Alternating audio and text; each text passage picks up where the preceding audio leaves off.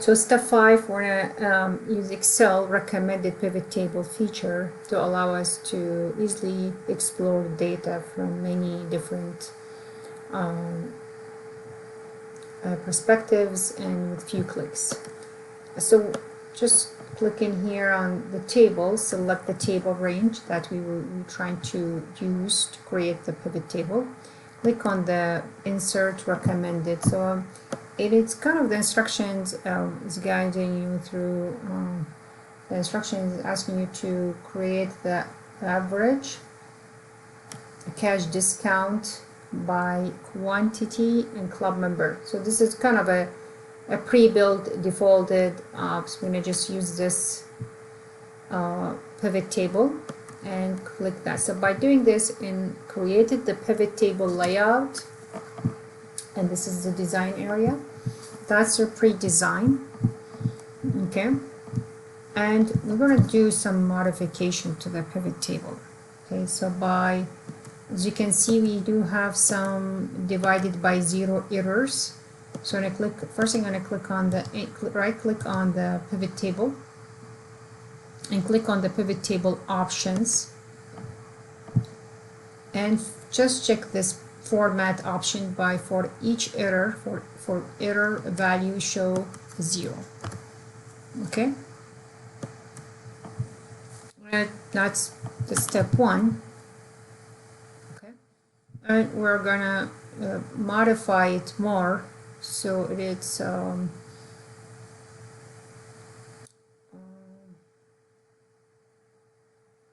cell A4.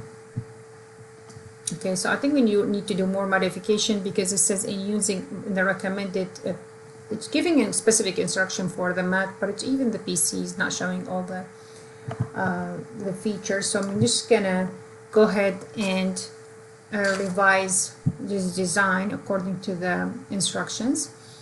So in A4, so as you can see, this is the row label and this is the columns label. So the columns, we have the club members, so it's either yes and no.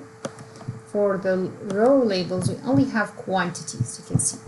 So the row label, sort of leaving the row labels generic, so I'm going to put quantity sold because it's quantity. Just type that in the function area.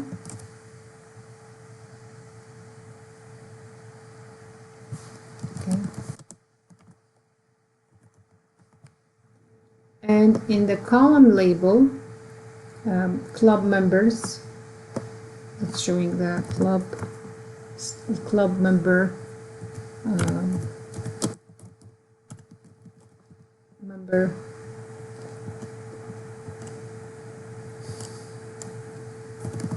status. Yes for a yes, a club member, no for no club member. Okay. Okay, so that's so far. And we're going to remove the cash discount field from values and replace it with total discount. So right now it's showing cash discount in the value field. Sorry. I'm just going to go ahead and remove it, and instead of that, leave the total discounts, okay, showing on the table, and renaming the worksheet into total discount by quantity. So I'm just going to go ahead and rename this.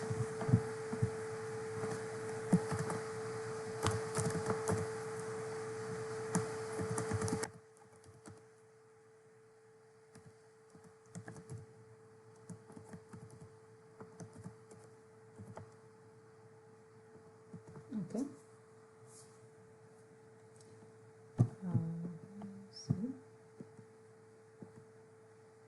So that's a pivot table design.